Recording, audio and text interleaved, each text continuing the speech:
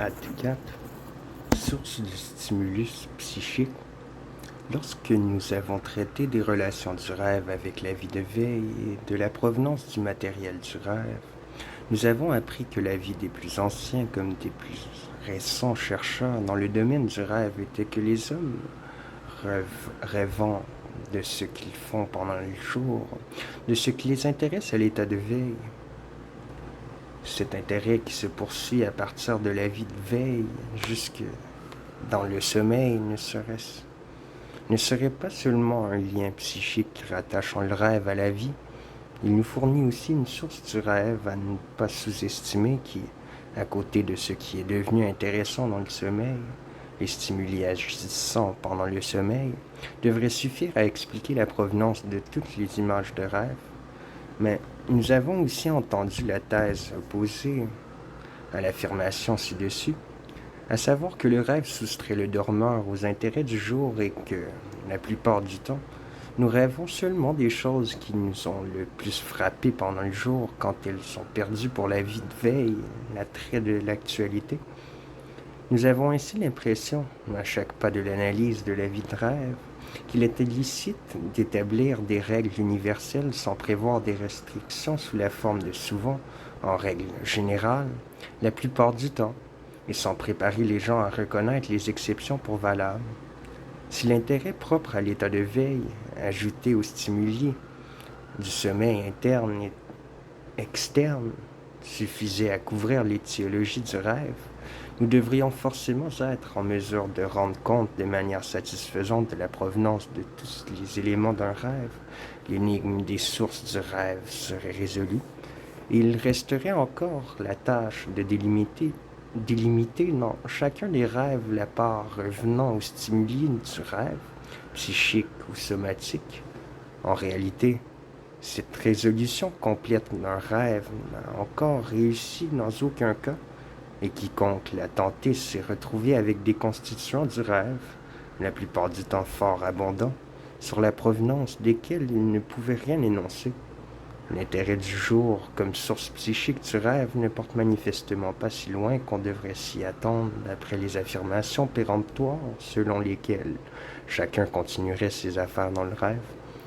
D'autres sources psychiques du rêve ne sont pas connues. Toutes les explications de rêve avancées dans la littérature, à l'exception peut-être de celles de Scherner, qui seront mentionnées plus tard, comportent donc une grande lacune, lorsqu'il s'agit de montrer d'où dérive ce matériel d'images représentatives qui est le plus caractéristique du rêve. Dans cet embarras, la majorité des auteurs a manifesté le penchant à minimiser autant que possible la part psychique dans l'excitation du rêve, sur laquelle il est si difficile d'avoir prise. Comme classification majeure, il pose certes la différence entre le rêve à stimulus nerveux et le rêve par association, ce dernier trouvant sa source exclusivement dans la production, Wundt, page 365. Mais ils ne peuvent se défaire de ce doute. Ces rêves s'installent-ils, oui ou non, sans un stimulus corporel donnant le branle? Volkelt, page 127. La caractérisation du pur rêve par association, elle aussi, est en défaut. Dans les rêves par association proprement dit, il ne peut plus être être question d'un tel noyau stable. Ici, la façon relâchée dont les choses se groupe pénètre aussi dans le centre du rêve.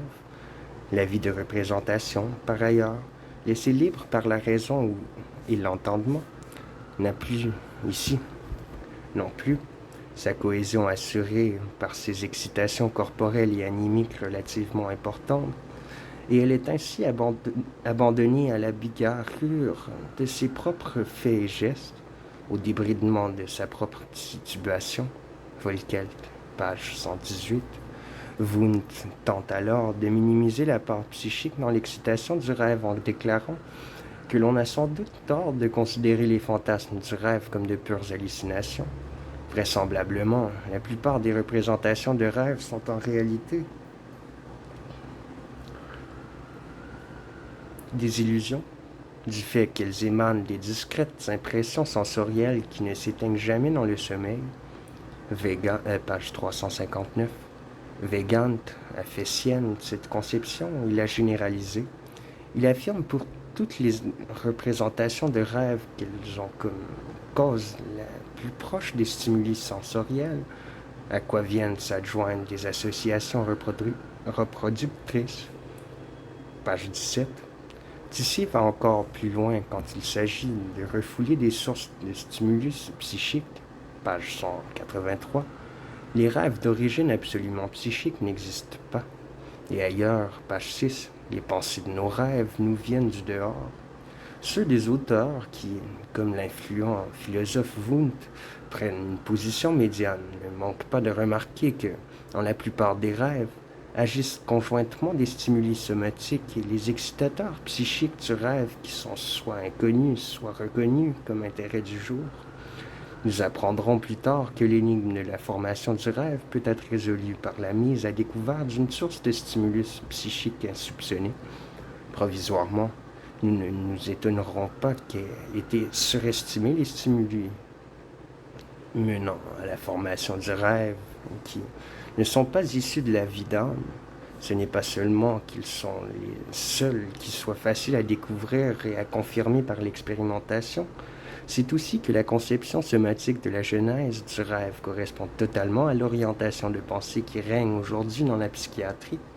La domination du cerveau sur l'organisme est certes des plus expressément accentuée, mais tout ce qui pourrait révéler une indépendance de la vie d'âme par rapport à ces modifications organiques démontrables ou une spontanéité dans les manifestations de celles-ci effraie aujourd'hui le psychiatre, comme si la reconnaissance de celle-ci devait forcément ramener les temps de la philosophie de la nature et de l'essence métaphysique de l'homme.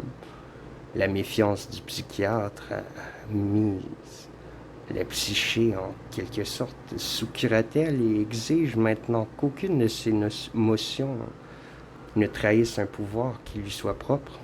Cependant, ce comportement ne témoigne en rien d'autre que d'une bien maigre confiance en la consistance de l'enchaînement causal.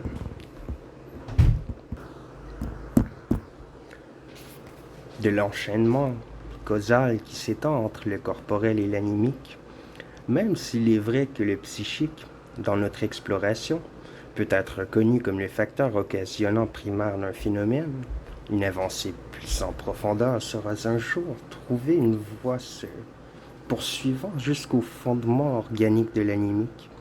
Mais le psychique, dit-il, dans l'état actuel de nos connaissances, constitue la station terminale. Il n'a pas pour autant à être nié.